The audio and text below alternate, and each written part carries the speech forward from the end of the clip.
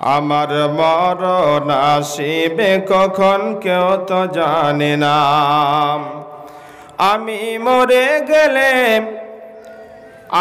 মরে গেলে তোমরা আমায় ভুইলা যায়ও না। আমার মরণ আসিবে কখন কেউ তো জানে না। আমার মরণ আসিবে কখন কেউ তো জানে না। এই দুনিয়ায় চিরজীবন থাকার জায়গা না। এই দুনিয়ায় চিরজীবন থাকার জায়গা না। অন্ধকার কবর যে তোমার আসল ঠিকানা। সবাই রেখে আমায় চইলা যাবে, সঙ্গী হবে না। আমার মরণ আসিবে কখন কেউ তো জানে না। আমার মরণ আসিবে কখন কেউ তো জানে না। তোমার আমার কে আপন একটু ভাবনা। যিনি কাঁদেন তিনি আপন শাহে মদিনা। সেই নবীজির দিদার পেতে চলো মদিনা। ও ভাই সেই নবীজির দিদার পেতে চলো মদিনা। আমার মরণ আসিবে কখন কেউ তো জানে না। আমার মরণ আসিবে কখন কেউ তো জানে না। কবর মাঝে মা বাবাকে দেখা যাবে না। দেখব যাকে তিনি হলেন শাহে মদিনা। ও ভাই দেখব যাকে তিনি হলেন শাহে মদিনা। বুঝবে সেদিন নবী বিনে, বুঝবে সেদিন নবী বিনে কেউ তো রবে না। আমার মরণ আসিবে কখন কেউ তো জানে না। আমার মরণ আসিবে কখন কেউ তো জানে না। আমি চলে গেলে তোমরা আমায় ভুইলা যায়ও না। আমার মরণ আসিবে কখন কেউ তো জানে না। আমার মরণ আসিবে কখন কেউ তো জানে না। এই দুনিয়ায় চিরজীবন থাকার জায়গা না। অন্ধকার কবর যে তোমার আসল ঠিকানা। উপস্থিত আজকের চলমান সভার সম্মানিত সুযোগ্য অত্র এলাকার কৃতি সন্তান সকলের নির্বাচিত আজকের এই সভার সভাপতি মহাশয়, আতা আল্লাহ উমরাহু ফি হায়াতি, সকলে বলে আল্লাহুম্মা আমিন। উপস্থিত আছেন ওলামায়ে কেরামগণ, সামনে বসে থাকা বিভিন্ন এলাকা থেকে আগত ছোট বড় বয়োজ্যেষ্ঠ বয়োঘনিষ্ঠ সুধী মুসলমান বাবজিরা আমার ভাইরা, পর্দানাসিনা মা এবং বোনেরা, প্রাণ প্রিয় এলাকাবাসী, সকলকে শ্রেণীগতভাবে ইসলামিক অভিনন্দন জানাচ্ছি। আসসালামু আলাইকুম ওয়া রাহমাতুল্লাহি ওয়া বারাকাতুহু। জবাবটা অত আস্তে দিচ্ছেন কেন জি? একটু জোরে বলেন না কেন? আসসালামু আলাইকুম ওয়া রাহমাতুল্লাহ।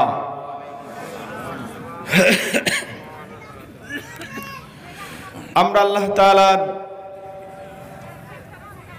এই পৃথিবীতে, ব্যস্ততম পৃথিবীতে সমস্ত কাজকে উপেক্ষা করে এই সভায় আসতে পেরে খুশি না নারাজ? জোরে বলেন, খুশি না নারাজ? যদি আমরা খুশি তাহলে আল্লাহ তাআলার প্রশংসা করি, খুশি মনে আমরা প্রশংসা করি, বলি আলহামদুলিল্লাহ। অতঃপর প্রিয় নবী সাল্লাল্লাহু আলাইহি ওয়াসাল্লামের প্রতি লাখো কোটি সালাম বর্ষিত হোক, আল্লাহুম্মা আমিন। আজকে আমি আপনাদের সামনে খুব পরিচিত একটি সূরা, সেই সূরাটি আপনাদের সামনে তেলাওয়াত করেছি এবং দুটি জায়গা থেকে হাদিসে নাবাবী আপনাদের সামনে পাঠ করিয়েছি। উক্ত কোরআন এবং হাদিসকে সামনে রেখে সামান্য কিছু সময় আপনাদের সামনে সূরাতুল আসর কে কেন্দ্রবিন্দে রেখে কিছু কথা আপনাদের আলোচনা করব ইনশাআল্লাহুল আজিজ। আমা তাওফিক ইল্লা বিল্লাহ আলাইহি তাওয়াক্কালতু ইলাইহি উনীব। আমি আপনাদের কাছে এলাকায় নতুন মানুষ, আপনারা যারা আসছেন, দাঁড়িয়ে আছেন, বাজারে ঘুরছেন, মেলাতে ঘুরছেন, আপনাদের হয়তো মনে না চাইলেও আমার মন চাইছে আপনাদের মুখটা অন্তত পক্ষে একবারও দেখি। কারণ এলাকায় ঘুরছি, হয়তো কোন দিন সালাম দেবেন, বলবেন মৌলানা চিনতে পারছেন, আমি বলবো ঠিক চিনতে পারছি না, তখন বলে এবে খেতে দিলাম, জালসা করে এলেন, তারপরে ভুলে গেলেন। যার জন্য মুখটা যদি চিনা থাকে তাও একটু হলেও অনুমান করা যাবে লোকটা অমুক জায়গার হতে পারে, নাম যদি ঠিক না জানা যায়। মন যদি আপনার মুখটা দেখতে পাই তবু বলতে পারবো অমুক জায়গায় অমুক মাহফিলে আপনাকে দেখেছি মনে হয়, এটা তো বলতে পারবো অন্তত পক্ষে। সেই সুযোগটা যাতে করে হয়, এই ব্যস্ততম পৃথিবীতে আমরা বিভিন্ন কাজ কর্ম ছেড়ে দিয়ে আজকে কোরআনের সবচাইতে মূল্যবান বাণী কোরআনুল কারীম শোনার জন্য আমরা যারা এসেছি, আপনাদের কাছে অনুরোধ রাখছি যারা মেলাতে ঘুরছেন, আপনারা মেলা বলেন তো বাজার, জালসা উপলক্ষে বাজার। গত 4 দিন আগে মানে এই মাসের 4 তারিখে, মার্চ মাসের 4 তারিখে এলাম আমি পাকুড়। আমি ওখানে ছিলাম, ওখানে সবই মাদানি। তা বলছেন মৌলানা কি বলবো, আপনি তো অনেক ছোট, আমাদের বয়সের অনেক ছোট। বর্তমান পরিস্থিতিটা এমন হয়ে গেছে, মেলা না দিলে যেন সাধারণ মানুষ ভাবছে জালসায় হচ্ছে না। এটা আমাদের ধারণার মধ্যে চলে এসেছে। যার জন্য আমি আপনাদের কাছে বলবো, আমরা জলসা যারা শুনতে এসেছি, ভালো কাজ করতে এসেছি না খারাপ কাজ করতে এসেছি? পৃথিবীতে অনেক খারাপ কাজ আছে, আপনাদের এলাকায় হয় কিনা জানি না, আমার এলাকাতে হয়। যেমন আপনার বিচিত্র অনুষ্ঠান, পৃথিবীর যে সমস্ত মানুষগুলো বর্তমানে মানুষের কাছে দামি বলে পরিচিত, এক শ্রেণীর মানুষের কাছে, যারা দেহ দেখিয়ে আপনার লক্ষ লক্ষ টাকা ইনকাম করে, নায়ক নায়িকা, গায়ক গায়িকা, এই সমস্ত মানুষদেরকে নিয়ে এসে যে অনুষ্ঠানটা হয় সেটাকে বলা হয় বিচিত্র অনুষ্ঠান আমাদের ভাষায়। আপনার পঞ্চরাস অনুষ্ঠান হয়, আপনার সেখানে যাত্রাপালা অনুষ্ঠান হয়। এই জায়গাগুলো গেলে পারে নেকি হবে কোনো আলেম বলতে পারবে? কোনো মুফতি, কোনো সাধারণ মানুষও বলতে পারবে না যে এই জায়গাগুলো পারে গেলে পারে এই জায়গায় উপস্থিত হলে পারে নেকি পাওয়া যায়। বলবে জায়গাগুলো হলো সবচাইতে নোংরা জায়গা, পৃথিবীর নিকৃষ্ট জায়গায়, জায়গাগুলো গেলে পারে পাপ হয়। আমার নবী বলেন, কিন্তু পৃথিবীতে এমন কিছু জায়গা আছে যে জায়গাগুলো মানুষ গেলে পারে, নবী বলছেন ইন্না আজ্জা ওয়া জাল, আল্লাহর নবী তিনি বলছেন আনা মা আব্দি, আমি আমার বান্দাদের সঙ্গে থাকি। কোন জায়গাতে? নবী বলছেন ইযা হুয়া যাকারানি ওয়া তাহাররাকাত বি লিসানাহু, নবী বলছেন আমি দুটি জায়গাতে দুটি কাজ করলে পারে আমি মানুষের সঙ্গে থাকি। কোন কোন রায়তে মনে এসেছে ওয়া তাহাররাকাত বি শাফাআতাহু, দুটি ঠোঁট যেখানে নাড়ানো হয় ওই জায়গাতে আমি আল্লাহ তাদের সঙ্গে সাহায্যে নেমে আসি। তাদের যেই সাহায্যগুলোর প্রয়োজন আমি আল্লাহ না থাকতে পেরে ওই সাহায্যগুলো তাদেরকে করি। এক নম্বর হলো নবীজি বলছেন, আল্লাহর নবী বলছেন ইদা আনাম, আল্লাহ নবী বলছেন আনা মা আব্দি, আল্লাহ তার বান্দাদের সঙ্গে থাকেন কোন জায়গায়? ইদা হুয়া যাকারানি, যে জায়গাটা নসিহতের জায়গা, জিকিরের জায়গা, পবিত্র কালামুল্লাহ তেলাওয়াত হবে, ওই জায়গাটা হলো পৃথিবীর সবচাইতে উত্তম জায়গা। নবীজিকে বলা হলো, নবী গো, পৃথিবীতে সবচাইতে উত্তম জিকির কোনটা? নবী আমার বললেন, আল্লাহর কোরআন তোমরা খুলে দেখো, 50 নম্বর সূরা, সূরাটির নাম হলো সূরা আল কাফ। ওই সূরা আল কাফের 45 নম্বর আয়াতের শেষ অংশে আল্লাহ তাআলা বলেছেন, জিকির হলো পৃথিবীর বুকে সবচেয়ে উত্তম জিকির, সেটার নাম হলো কোরআন মাজিদ। কোরআন মাজিদ তেলাওয়াত করা হলো, এটা হলো সবচেয়ে উত্তম জিকির। যদি কেউ কোরআন না জানে, যে মানুষটা জানে তার পাশে যদি কোনো মানুষ বসে বসে শোনে, যে তার পরিবেশ তৈরি করে দিল, আর যে লোকটা পাঠ করলো, নবীজি বলেন সম পরিমাণে আল্লাহ তাআলা নেকি দান করবেন। এত নেকির জায়গা।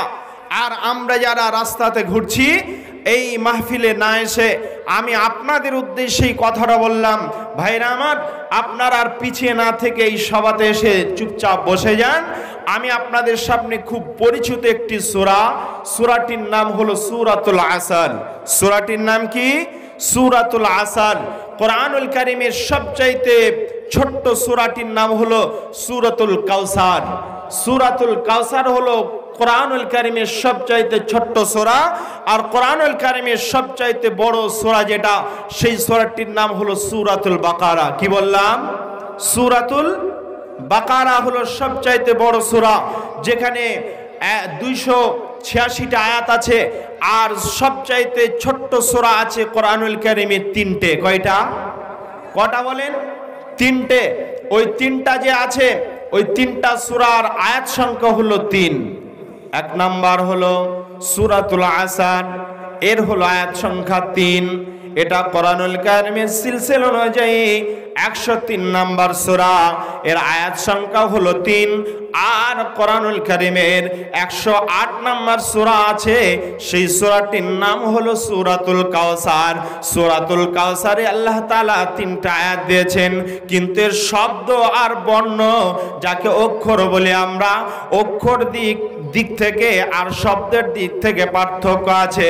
সূরাতুল আসর, সূরাতুল কাউসার হলো সবচাইতে ছোট্ট সূরা, আয়াত সংখ্যা আছে 3, কিন্তু শব্দ সংখ্যা হলো আপনার 10টি, আর বর্ণ সংখ্যা আছে, এই সূরাটির বর্ণ সংখ্যা হলো 42টি। কিন্তু এর চাইতে একটু বড় সূরা, ও সূরাটিতেও আপনার 3টা আয়াত আছে। ওই সূরাটির নাম হলো সূরাতুল আসর। ওই সূরাতুল আসরের আয়াত সংখ্যা হলো 3, কিন্তু শব্দের দিক থেকে আর বর্ণের দিক থেকে একটু আলাদা। এর শব্দ সংখ্যা হলো 14টি, আর বর্ণ সংখ্যা হলো 69টি।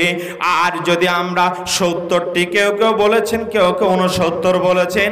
আর এর চাইতে আপনার আর একটু বড় সূরা, ওই সূরাটি হলো কোরআনুল কারীমের 110 নম্বর সূরা, সূরাতুন নাসর।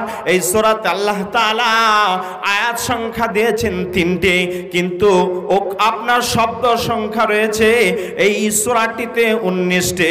আর যদি আমরা অক্ষর দেখি, তাহলে অক্ষর রয়েছে 79টি। এই কোরআনুল কারীমের সবচাইতে ছোট্ট সূরা হলো 3টি, তার মধ্যে সবচাইতে ছোট্ট হলো সূরাতুল কাউসার, আর তার চাইতে একটু বড় সূরা, এই সূরাটির নাম হলো সূরাতুল আসর। সূরাতুল আসর, সূরাতুল আসর সংক্রান্ত আমি কয়েকটি কথা আপনাদের সামনে আলোচনা করব। 1 নাম্বার কথা হলো সূরাতুল আসর, আল্লাহ রাব্বুল আলামিন আয়াতটি, এই সূরাটি কখন অবতীর্ণ করলেন সেটা আমাদের আগে জানতে হবে। তার আগে আমি আপনাদের সামনে আসর শব্দ আল্লাহ তাআলা কেন নিয়ে এলেন? প্রথমে তো অন্য কোন শব্দ দিতে পারতেন। আল্লাহ রাব্বুল আলামিন তিনি কয়েকটা বিষয়ের উপরে তিনি কসম খেয়েছেন, তবে মূলত আপনার 40টি বিষয়ের উপর আল্লাহ তাআলা শপথ করেছেন। এখানে আল্লাহ রাব্বুল আলামিন সূরাতুল আসর, আসর বলে তিনি শপথ করেছেন। কোন কোন সময় আল্লাহ বলেছেন ওয়াজুহা, তিনি জুহা বলে শপথ খেয়েছেন, তিনি 3 জায়তুন বলে শপথ খেয়েছেন। ঠিক এইভাবে আল্লাহ রাব্বুল আলামিন তিনি একটি সূরা দিলেন। এই সূরার মধ্যে আল্লাহ তাআলা আসর বলে তিনি শপথ করলেন। কেন আসর বলে শপথ করলেন? আল্লাহ রাব্বুল আলামিনের জামানাতে, আল্লাহর নবীর জামানাতে, আজ বর্তমান সময়ে যেই জিনিসগুলো আপনার সবচাইতে গুরুত্বপূর্ণ জিনিস, যেইগুলো যেই আপনার গুরুত্বপূর্ণ বিষয় যেগুলো, সেই সিদ্ধান্তগুলো নেওয়ার জন্য, আপনার চট করে একটা বিষয় সিদ্ধান্ত নেওয়ার জন্য যে মিটিংটা করা হয়, সেটা মূলত আপনার আসরের পর সময়টাকে আপনার বেছে নেওয়া হয়। ওই আসরের পর যেই সময়টা, ওই সময়ে আপনার বেছে নিয়ে ওই সময়টাতেই মানুষ আপনার মিটিং করে, গুরুত্বপূর্ণ মিটিং। বিশ্বনবীর জামানাতে যেই সময় নবীজি যেই সময় ইসলামের দাওয়াত শুরু করেছেন, ঠিক এই সময়টাতে আল্লাহর নবী সাল্লাল্লাহু আলাইহি ওয়াসাল্লামের জামানায় যে সমস্ত ব্যক্তিগণ নেতৃত্ব দিত, ওই দারুন নাদওয়াতে যেই সিদ্ধান্ত নিত, আবু জাহাল আর তার নেতৃত্ব যারা ছিল, ওই তার অধীনস্থ যেই লোকগুলো ছিল, ওই সমস্ত লোকগুলো আপনার যেই সমস্ত কথাগুলো আপনার গুরুত্বপূর্ণ বিষয়ের উপরে আলোচনা করত, সেই সময় যে সিদ্ধান্ত নেওয়ার প্রয়োজন যেটা মনে করত, সেটা আপনার আসরের সময় তারা মিটিংটা ডাকত।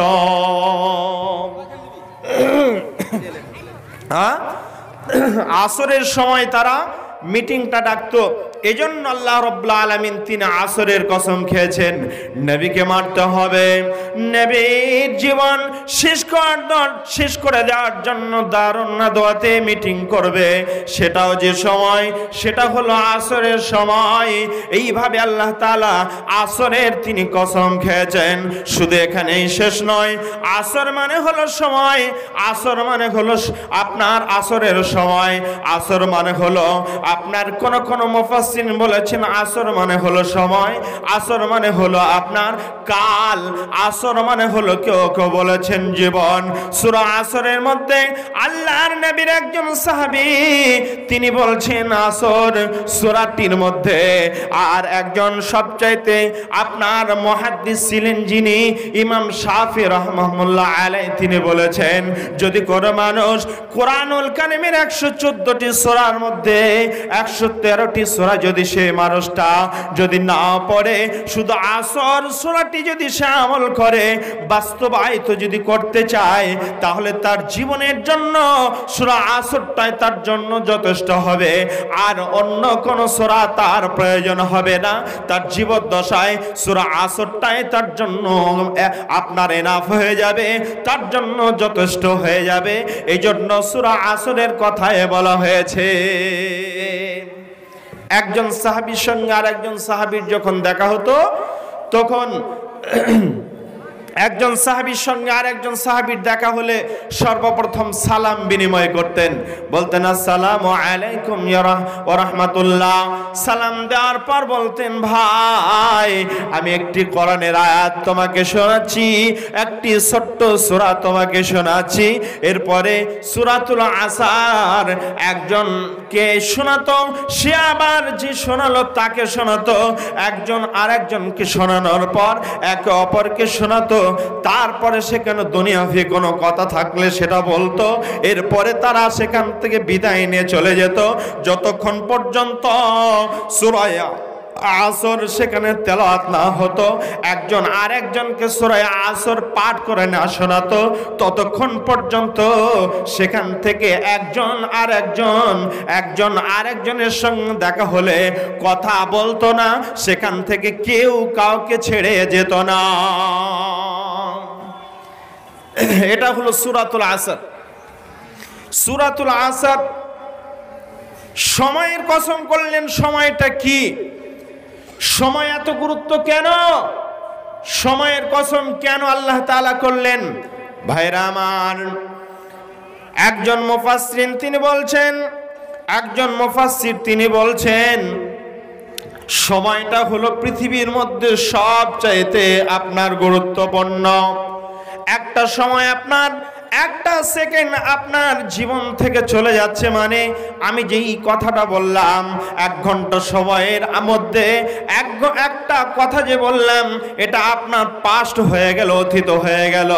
এই কথাটা আবার যদি আমি এই সময়টা যদি আমি চেষ্টা করি, সমস্ত পৃথিবীর মানুষ যদি একত্রিত হয়ে যায়, এখন আপনার ঘড়িতে 8:30 বাজছে, আমরা এই 8:30 বেজে গেছে, এখন যদি এই 8:30 1 সেকেন্ড যে পার হয়ে গেল, এই 1 সেকেন্ডের মধ্যে যে কথাটা বললাম, এই একটা সেকেন্ড পৃথিবীর সমস্ত মানুষ যদি একত্রিত হয়, এরপরেও ওই একটা সেকেন্ড সময় আপনার পিছনের সময়টা কেউ এনে দিতে পারবে না। এই জন্য আল্লাহ রাব্বুল আলামিন বলছেন সময়টা এত গুরুত্বপূর্ণ, এই জন্য সময়ের শপথ করে আমি বলছি রে তোমরা শোনে নাও, সময়ের জন্য তোমার জীবনটা সময় দিয়ে আমি আল্লাহ তাআলা বেঁধে দিয়েছি। সময়ের কসম এই জন্য করেছি, গোটা জীবনটা তোমার সময় দিয়ে আমি আল্লাহ তাআলা ঘিরে রেখেছি, গন্ডি দিয়ে দিয়েছি। এই সময়ের অতিক্রম করলে পারে, এই সময়টা ক্রস করে গেলে পারে, ক্রস করার তোমায় যতই চেষ্টা করো না কেন তোমার পক্ষে সেটা সম্ভব হবে না, এই ক্রস তুমি করতে পারবে না। অতএব তুমি সরে নাও, এই জায়গাতেই তোমাকে থাকতে হবে, এটাকেই নিয়ে তোমাকে চিন্তা করতে হবে। ইমাম রাজি তিনি একটা কথা বলেছেন, একজন বরফ বিক্রেতা তিনি মাঠে তিনি একটা বাজারে বরফ বিক্রি করতে গেছেন, দোমোহনা বাজারে তিনি বরফের দোকান করেছেন, বরফ বিক্রি করতে শুরু করেছেন। বরফের বৈশিষ্ট্য হলো আপনার 0 ডিগ্রি সেলসিয়াস তাপমাত্রা যদি থাকে, যদি 0 ডিগ্রির নিচে থাকে বা 0 ডিগ্রি যদি থাকে তাহলে বরফটা বরফের জায়গায় থাকবে, আর যদি 0 ডিগ্রি সেলসিয়াস তাপমাত্রায় যদি না থাকে, সেটা যদি ক্রস করে চলে যায়, যদি সেখানে তাপমাত্রা বেড়ে যায় তাহলে বরফ আর বরফ থাকবে না। ভাইরা আমার, ইমাম রাজি তিনি বলছেন একজন বরফ বিক্রেতা তিনি বরফ বিক্রি করছেন, বরফ বিক্রি করতে করতে হঠাৎ করে সূর্যের কিরণ তার উপরে পড়তে শুরু করেছে। এমন সময় লোকটা 2 হাত তুলে জোড় হাত করে বলছে, ভাই বাজারের মানুষ কারা আছেন ভাই, আপনারা আসুন, আমার বরফটা আপনারা কিনে নিয়ে যান। আমি জীবনে যত আয় করেছি, যত ইনকাম করেছি, সমস্ত ইনকামটা আমার এই পুঁজিটা সমস্ত ব্যবসার মধ্যে ইনভেস্ট করে দিয়েছি।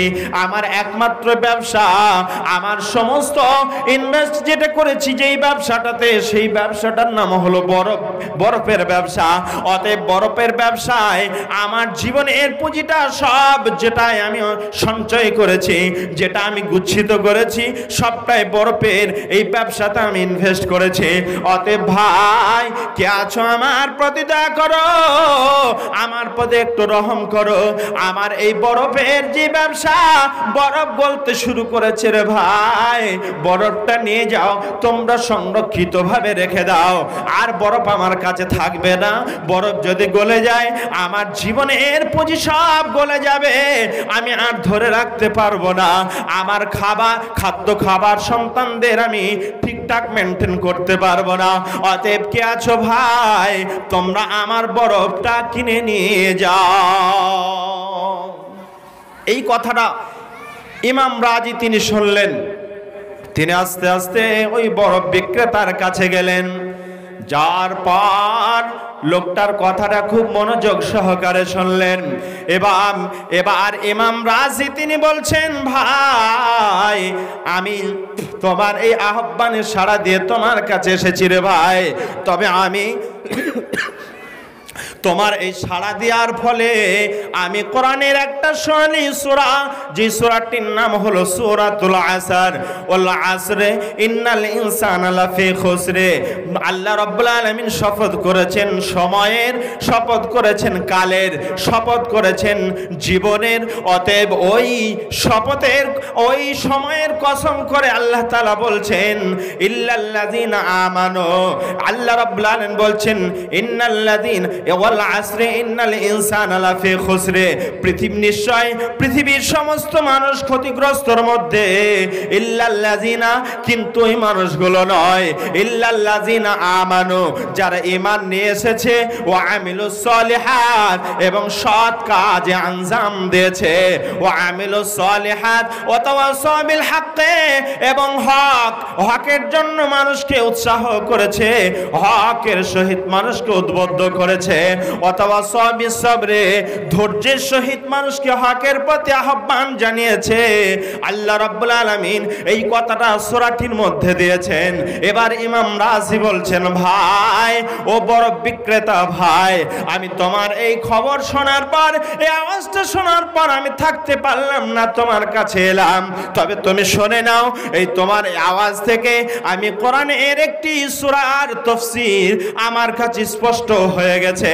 আমার আল্লাহ তিনি বলেছেন ওয়াল আসরি দিয়ে, এই শব্দটা দিয়ে তিনি বোঝাতে চেয়েছেন পৃথিবীর মানব সম্প্রদায় তোমরা শুনে নাও, যদি তোমরা সময়কে মূল্যায়ন না করো, সময়ের যদি তোমরা মূল্যায়ন না করো, সময়কে যদি তোমরা কাজে না লাগাও, সময়ের যদি গুরুত্ব না দাও, এই যৌবনকালে আমার নবী বলেছেন আইতানিম খামসান কাবলা খামসিন শাবাবাকা কাবলা হারামিক।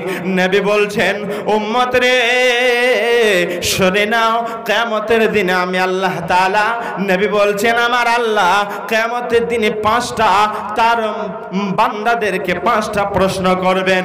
তার মধ্যে এক নম্বর হলো শাবাবাকা কাবলা হারামিক, সময়ের জন্য, এখানে সময়ের কথা বলা হয়েছে, পাঁচটা কথায় সময়ের দিকে ইঙ্গিত দেওয়া হয়েছে।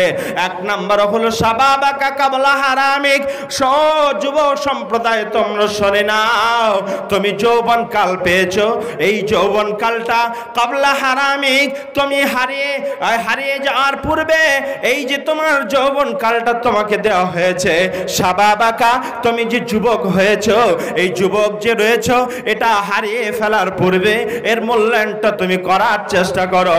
ভাইরা আমার, আমরা যারা এখানে রয়েছি রে মুসলমান, আমরা সময়ের মূল্যায়ন করতে পারছি না, সময়কে আমরা দাম দিতে পারছি না। আমার আল্লাহ তিনি পাঁচবার সময়ের জন্য, তিনি পাঁচবার তিনি ঘোষণা দিচ্ছেন মুয়াজ্জিনকে দিয়ে, পৃথিবীর মুয়াজ্জিন তোমরা হাঁকিয়ে দাও, তোমরা ডেকে নাও, মানুষকে আহ্বান করে দাও, হাইয়া আলাস সালাহ হাইয়া আলাল ফালাহ, ও পৃথিবীর মানুষ তোমাদেরকে আহ্বান করা হচ্ছে। আমার আল্লাহ তিনি মানুষকে দিয়ে ডাক দিচ্ছেন, বারবার তিনি পাঁচবার ডাক দিচ্ছেন। এই পাঁচবার ডাকের মধ্যে আল্লাহ রাব্বুল আলামিন সূরা আসর কি ইঙ্গিত দিয়েছেন, ওখানে সূরা আসর ওখানে লুকায়িত আছে। আল্লাহ বলছেন সময়ের মূল্যায়নটা তুমি করে নাও। যদি এই সময়টাতে তুমি যদি সূরা আসরটা যদি তুমি পড়তে, আর এই মূল্যায়ন যদি তুমি সঠিকভাবে করতে পারতে, ইমাম রাজি বলছেন আমার জীবনটা আমি পরিবর্তন করে নিলাম, মানুষকে আমি উদ্বুদ্ধ করতে শুরু করে দিলাম, মানুষকে আহ্বান জানাচ্ছি সূরা আসরটা তোমরা তাফসীর সহকারে সুন্দরভাবে ব্যাখ্যা সহকারে পড়ে নাও, তাহলে এটাই তোমার জন্য, তোমার জীবনের জন্য, এটাই তোমার জীবনের জন্য যথেষ্ট হয়ে যাবে। ভাইরা আমার, আমি আপনাদের সামনে সূরা আসর সংক্রান্ত কিছু কথা আপনাদের সামনে বলছি। আমার আল্লাহ কেন সময়ের কসম করলেন? একটা ছাত্র আপনার এই পৃথিবীতে কোনো একটা পরীক্ষার হলে আপনার ছাত্ররা পরীক্ষা দেয়, আর মাস্টার মশাই তিনি প্রশ্ন আর অ্যান্সারের জন্য খাতাপত্র দিয়ে দেন, আর দেওয়ার পরে তিনি চুপচাপ একটা চেয়ারে টেবিলের উপরে বসে থাকেন, চেয়ারের উপরে টেবিলটা নিয়ে বসে থাকেন। ঠিক এমন সময় তার নির্দিষ্ট সময় থাকে 3 ঘন্টা অথবা 4 ঘন্টা। এই 4 ঘন্টা অথবা 3 ঘন্টার সময়ের মধ্যে তাকে কমপ্লিট করতে হবে, লিখে শেষ করতে হবে। আপনার একটা ছেলে পরীক্ষার হলে অসংখ্য ছেলে পরীক্ষা দিচ্ছে, তার মধ্যে একটা ছেলে উদাসীন হয়ে সে যেন নিজের খেলায় যেন সে ব্যস্ত আছে। কলম নিয়ে খেলছে। এই করতে করতে হঠাৎ করে আপনার ঘন্টা বেজে গেল, একটা ওয়ার্নিং পড়ে গেল। এবার এই উস্তাদ, এই শিক্ষক তিনি দেখছেন ছেলেটা যেন অমনোযোগী, সে যেন মনোযোগ তার পরীক্ষার হলে নেই। এই করতে করতে আবার দ্বিতীয় ঘন্টা বেজে গেল। এবার তিনি আস্তে করে উঠে ওই ছেলেটার পাশে গেলেন। যাওয়ার পর শিক্ষক মশাই বলছেন, বাবারে তুমি যে পরীক্ষার হলে পরীক্ষা দিতে এসেছো, এটা কি তুমি একদম বেমালুম ভুলে গেছো? এটা কি তোমার মনে নেই এখন তুমি পরীক্ষার হলে পরীক্ষা দিতে এসেছো? ছেলেটা চট করে লিখতে শুরু করে দিল। লিখতে লিখতে লিখতে লিখতে আপনার একটা প্রশ্নের কিছুটা লেখার পর ঘন্টা পড়ে গেল। আপনার যখন খাতা জমা নেওয়া হয় তার আগে শেষের মুহূর্তে আপনার 15 মিনিট থাকতে আপনার একটা ওয়ার্নিং বেজে যায়। গোটা পৃথিবীর একই নিয়ম, একটা ওয়ার্নিং বাজিয়ে দেওয়া হয়। এর মানে হলো আর 15টা মিনিট সময় আছে, তোমার খাতাটা তুমি বেঁধে নাও, তোমার খাতা এবং প্রশ্ন সমস্ত কিছু তুমি গুছিয়ে নাও। পৃথিবীতে তুমি যেই পরীক্ষাটা দিতে এসেছো রে বান্দা, এটা তুমি গুছিয়ে নিয়ে তোমার খাতাটা বেঁধে নাও। এবার তোমার কাছে শিক্ষকে যাবে, ওই শিক্ষক গিয়ে তোমার খাতাটা তোমার কাছ থেকে ছিনিয়ে নিয়ে আসবে।